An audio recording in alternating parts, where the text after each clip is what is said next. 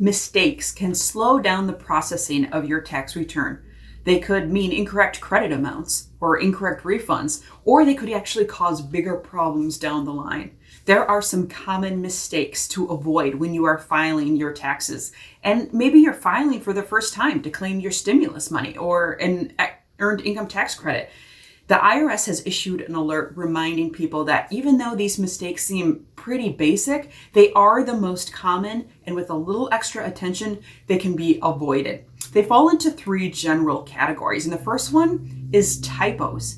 Make sure your name, for example, is spelled correctly. The advice the IRS gives is to make sure that the name that you have on your federal tax return matches the name on your Social Security card. That right away is going to clear up a lot of confusion.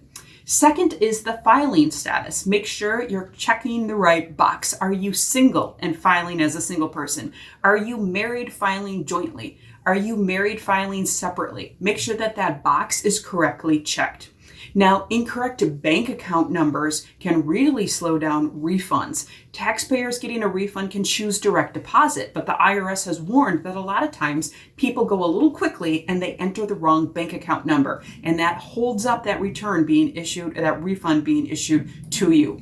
Number two, the most common type of mistake, math errors.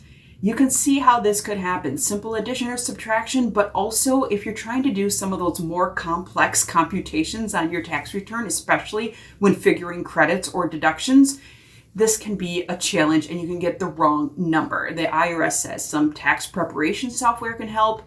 Maybe when you're figuring things like the earned income tax credit, the child and dependent care credit, and recovery rebate credits, having a second set of eyes might help as well. So in the description below, along with the IRS's free file site where you can file your taxes online for free for a lot of individuals, we also link to where you can find some reputable tax help close to you, as well as those VITA sites, those centers with free tax preparation if you are a low-income individual.